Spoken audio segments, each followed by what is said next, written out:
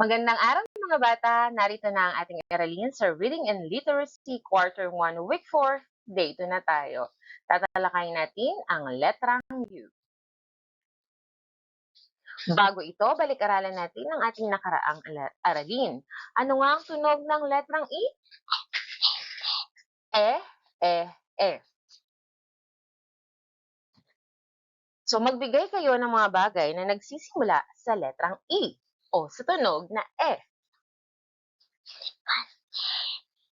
May mga naisip na ba kayo? So, narito ang mga ilang salita na nagsisimula sa letrang E o sa tunog na E. Elepante, empanada, eroplano, ensemada, ermitanyo. Nandun ba ang mga naisip nyo? O may naisip pa kayong iba? Magaling mga bata! Sa araw na ito ay pag-aaralan nating bigkasin at isulat ang letrang U. Sabay-sabay nating iguhit ang malaking letrang U at ang maliit na letra U sa hangin habang binibigkas ang tunog nito. U, U, U. U, U, U. Ano ang tunog ng letrang U, letrang U, letrang U? Ano ang tunog ng letrang U? U, U, U. Ngayon naman ay magbabasa tayo ng mga salitang nagsisimula sa letrang U. Bibigyang diin natin ang pagbasa ng letrang U. Kantigin ang salita upang mabigkas ng tama ang mga salitang nagsisimula sa letrang U. Uwak. Ipalakpak nyo nga. Uwak. Ilang pantig? 2. Uhaw. Uhaw. Ilang pantig? 2. Ulan. Ulan. Ulan. Ilang pantig? 2. Ulam. Ulam. Ilang pantig? 2 din. Unan. Unan. Ilang pantig? 2. Ngayon, nais kong piliin ninyo ang tamang salita upang mabuo ang diwa ng pangungusap. So, dito kayo mamimili ng sagot. Uwak, uhaw, ulan, ulam, unan. So, ang uwak ay isang ibon na kulay itim. Ang uhaw, in English, means thirsty at gusto mong uminom ng tubig. Ang ulan, syempre, ito yung mga tubig, yan, kapag nagaling sa, yan, namuong kaulapan, di ba? Ulam, syempre, ito yung ka-partner ng kanin. At unan, ito yung ating kailangan pag tayo matutulog. So, ang una, ang blank ay dumapo sa puno. Alin kaya dito yon? Uwak, uhaw, ulan, ulam, unan. Ang sagot nyo ba ay uwak? Tama kayo. Uminom ng tubig ang batang blank. Uminom ng tubig ang batang blank. Sino kaya ang iinom sa kanila? O bakit kaya iinom ng tubig ang bata? Dahil siya ay uhaw. So, uminom ng tubig ang batang uhaw. May kanin at blank sa mesa. Ano nga ang kapartner ng kanin? Siyempre, ulam. May kanin at ulam sa mesa. Ilagay ang blank sa higaan. So, alin dito ang pwedeng ilagay sa higaan? Siyempre, ang unan. Yan. Ngayon naman ay makinig tayo ng isang kwento tungkol sa uwak. Ipakita natin ang tamang galaw ng ating mga mata tuwing nagbabasa. So tayo nagsisimula sa kaliwa papunta sa kanan. Bago yan, alamin muna natin ang ibig sabihin ng mga salitang ito. Tagtuyot. Nakakita na ba kayo ng ganito? Ayan. So ito ay nangyayari kapag matindi ang init at hindi umuulan. So nagka-crack yung mga lupa kapag tagtuyot. Ganyan yung nangyayari. Kasi nga, nawawala na ng tubig. Banga. O yan, alam kong familiar kayo dito. Yan, banga. Ito ay lagayan ng tubig noong mga unang panahon. At ito naman ang uwak. Crow in English. So ngayon, makinig sa kwento.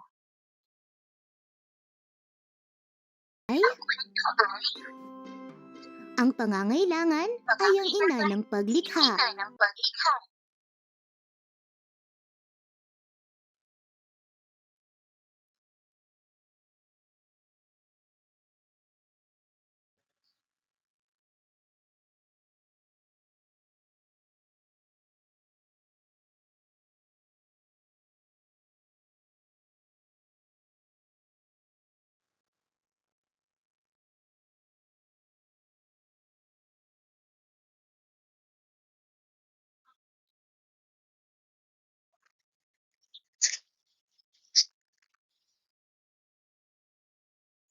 Nagustuhan niyo ba ang ating kwento? Ngayon, sino ang bida sa ating kwento? Siyempre ang uwak. Ano ang hinahanap ng uwak? So, siya ay naghahanap ng tubig. Ano ang kulay ng uwak? So, ang uwak ay itim. Ano ang ginawa ng uwak upang makainom siya ng tubig? So, nakita nyo, nilagyan niya ng bato para tumaas yung tubig. No? Nilagay niya ng bato yung nalagyan para tumaas yung tubig. So, paano natapos ang kwento? So, nagtapos ang kwento na nakainom at naibsa ng uhaw ng uwak. So, anong ugali ng uwak batay sa kanyang mga ginawa? So, siya ay, ayan, resourceful siya, no? Siya ay nag-iisip ng paraan o maparaan siya para maibsan ang kanyang problema na uhaw. Yan. So, yun yung problema niya. So, nagawa niyang solusyonan yung kanyang problema dahil gumawa siya ng paraan. Nakaramdam na ba kayo ng uhaw tulad ng uwak ngunit walang tubig o inumin kang pwedeng mainom sa paligid mo? At ano naman ang ginawa mo kung naranasan mo na yon? Mahalaga ang tubig sa ating katawan, no? Kahit hindi tayo makakain sa isang araw, basta hindi po pwedeng hindi tayo makakainom. Kaya, yan, ating pahalagahan ang tubig. Tuwing mayroon kang isang suliranin, anong una mong ginagawa? Umiiyak ka ba kapag may problema ka? Ayan, sa tingin mo masosolusyonan mo ang problema kapag umiyak ka? So kagaya ng uwak sa kanyang problema, nag-isip siya ng paraan upang malutas ang kanyang problema. So dapat gayahin natin ng uwak, no? Hindi siya sisigaw, magwawala, iiyak, yan. Kapag may nakikita siyang problema. So mag-iisip tayo para masolusyonan ang problema. So ngayon, narito na ang mga salitang may tunog na U. Bigyang diin ang paunang tunog ng mga salita. U, u, ubas. Ulitin nyo nga. Ilang pantig mayroon ang ubas? U-bas. Ubas. Dalawa. Ubod. Ubod. Ilang pantig? Dalawa. Ulap. Ulap. Ilang pantig? Dalawa. Upo. Upo. Ilang pantig? Dalawa. Ulo. Ulo. Ilang pantig? Dalawa din. Ugat. Ugat. Ilang pantig? Dalawa ulit. Ukit. Ukit. Ilang pantig? Dalawa. Ulan. Ulan. Ilang pantig? Dalawa. Unan. Unan. Ilang pantig? Dalawa. Ulam. Ulam. Ilang pantig? Dalawa din. Uhaw. Uhaw. Ilang pantig? Dalawa. Utal. Utal. Ilang pantig? Dalawa. So ano pa ang mga salitang may letra at tunog na U sa unahan? May naiisip pa ba kayo? Sige nga, sabihin niyo sa akin. So kung may naisip pa kayo, magaling mga bata. Ngayon, nais kong iayos nyo ang mga sumusunod na larawan ayon sa tamang pagkakasunod-sunod ng mga pangyayari sa kwento gamit ang numerong 1, 2, 3, 4 o 1, 2, 3, 4. Yan. Alin kaya dito ang unang nangyari? Eto, so lumilipad ang uwak at naghahanap siya ng tubig. Alin ang ikalawa? Ayan, nakakita siya ng isang lalagyan na may lamang tubig.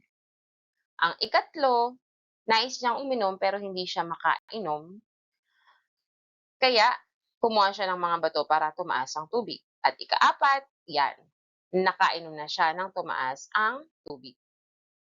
So ngayon, ang natutunan ninyo sa araw na ito ay ang tunog ng letrang U.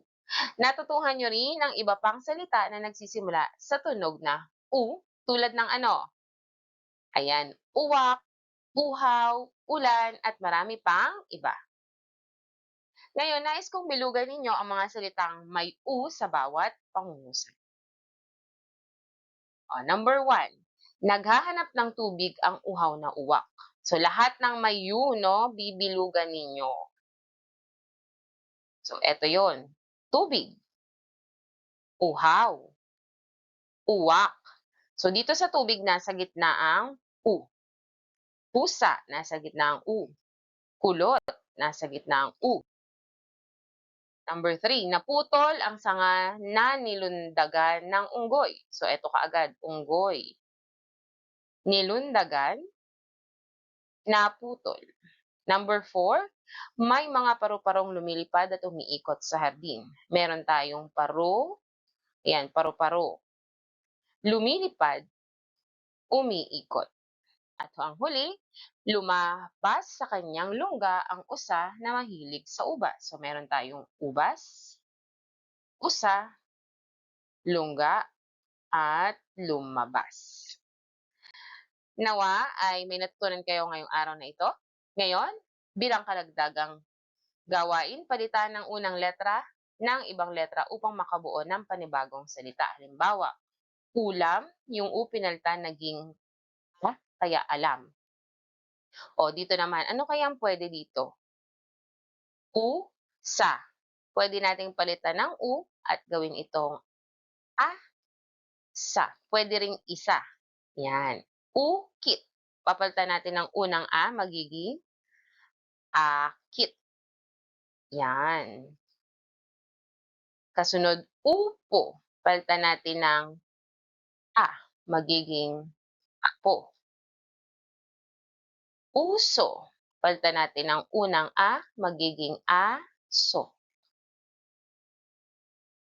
Yan. Next, uhaw. So, ano kayang pwede nating ipalit dito? May naisip ba kayo?